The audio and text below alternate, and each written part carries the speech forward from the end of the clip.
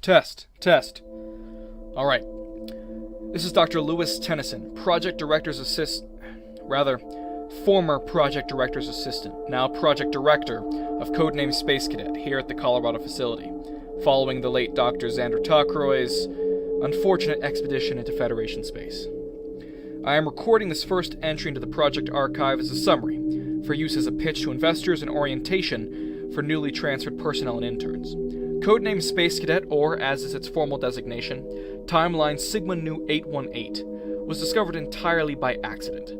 Persephone often uses chronovortexes under controlled and safe environments for observation, and to send probes and even agents into a timeline. An intern was operating the machinery, however, resulting in let's just call it an unstable vortex, shifting from one timeline to another. Said intern proceeded to examine the clearly malfunctioning vortex and fell in. Such incidents are where we chip our interns. Athena was found relatively quickly, nothing truly out of the ordinary being required to reopen a vortex to retrieve her. Where we found her, however, ordinary is most certainly not the term. Sigma Nu 818 it's beyond comprehension. Many timelines are chronologically shifted from ours, but 818 takes this principle to an extreme, existing millennia ahead of us. Tens of thousands, hundreds of thousands of years, maybe even more. That's the thing about this timeline. There is so much obscurity. So much history has been lost, forgotten, or censored. Finding out what happened to make this universe how it is has been a challenge, to say the least. Best as we can tell, the largest point of divergence is that a nuclear war occurred on Earth between what the locals call the Empire of Merk and the Empire of Soyuz, which you believe are the United States and the Soviet Union, respectively. Fast forward several thousand years, and a new state has emerged, known as the Solar Federation, which takes mankind beyond Earth. From here, there are a series of empires and internal divisions, with collapses and reformations occurring between. Much more than that is simply hard to find.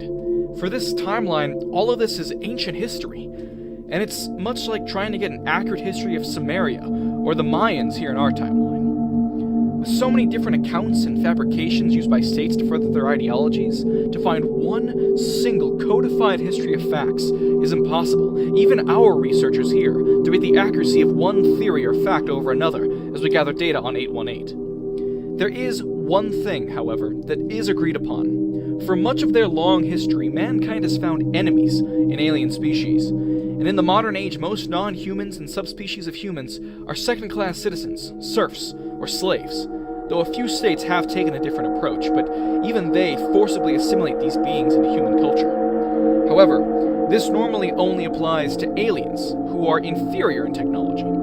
Alien empires that are a legitimate threat to human life are usually eradicated by coalitioned human forces before they can do much damage. Due to this, technology in 818 is highly advanced, particularly their weaponry, and our departments are having a field day with our data. A more in-depth report on that will come later. Needless to say, faster-than-light travel, planet-destroying weapons, AI, and even total virtual reality are all things people in Codename Space Cadet see as mundane and normal, if not even outdated.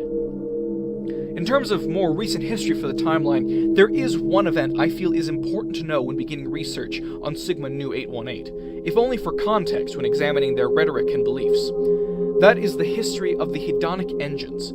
In short, these were virtual reality devices that allowed humans to live perfect lives in fantasy worlds.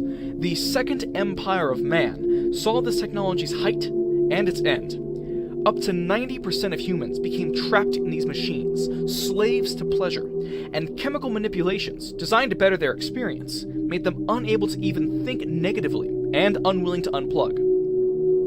And then came along an AI program known as the Grand Cogitator, designed to solve any and all problems found in the universe.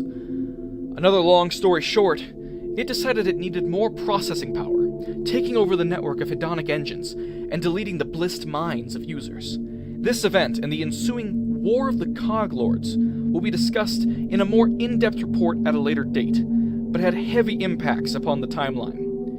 Now, the last thing that needs to be known is the stellar politics. While these nations that exist are vast, There are only 3 powers that truly dominate, and 1 international organization of note as well. The first of these powers is the Galactic Empire, also known as the Third Empire of Man. It holds tens of millions of systems under its control. A feudal absolute monarchy, it has a strict hierarchy of nobility. They believe themselves the direct successors to past governments of mankind, the heirs to its past glory, and will throw their waves at any who threaten them. Recommendation for infiltration has been to remove and replace a far-flung and unknown noble family, using their born position to gain further access to the Empire's knowledge. Next is the Empire's primary rival, the United Galactic Federation. It is massive, with settlements in every arm of the Milky Way. It seeks to homogenize everything and everyone, imposing dress codes and language universally, though its size makes these objectives of uniformity laughably impossible. In theory of Federal Republic, the size and lack of contact with its constituencies means that many senators are appointed, and in effect the Federation is a one-party state. Viewing itself as an enlightened utopia, the Federation seeks to expand to encompass all of humanity, forcibly enlightening them. Recommendation for infiltration is to place operatives into their rather meritocratic Starfleet, with hopes of rising through the ranks. Thirdly is the smallest galactic power, with only 500,000 systems under its control, and I believe that truly gives the scale to just how far this timeline is in comparison to our own. They would view Genghis Khan's empire as a pathetic little thing that would be crushed by a local militia, and it's likely that it wouldn't even show up on official reports as anything significant. Back onto the topic at hand, the third power is the Consortium of Sovereign Systems. They care about nothing but wealth, being a defensive military alliance of corporations and smaller state entities. The free market is everything to the Consortium, and what they lack in size, they make up for in economics. Their banks are the guarantors of the Empire's credit, and after the Federation government banned currency to stomp out, quote, greed and inequality, Consortium-based currencies are the norm in the Federation. That makes the Consortium untouchable and the primary benefactor of the wars both powers cause and pursue. Recommendation for infiltration is to found a new company selling ancient relics from past empires that we retrieve here in our timeline and in others, and use the ensuing wealth to gain influence. The final entity to discuss is the one from which this timeline's codename derives, the Protectorate of Mankind. Originally a failed attempt at a replacement government for the Second Empire, it is now an extraterritorial organization. The Protectorate Council is made up of representatives of the major galactic governments, and serves 3 main purposes: a neutral arbiter for negotiations, enforcers of the Uniform Machine Code to prevent another war of the Cog Lords, and defenders of mankind from aliens.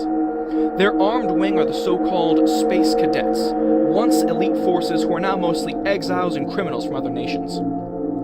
Our recommendation for infiltration is to send in agents to other nations, have them purposely commit crimes, and then have them exiled among the Space Cadets. Alright, that's everything I have highlighted. More thorough reports will be forthcoming, but hopefully this recording will serve adequate and welcoming listeners to the project. Director Tennyson, signing off.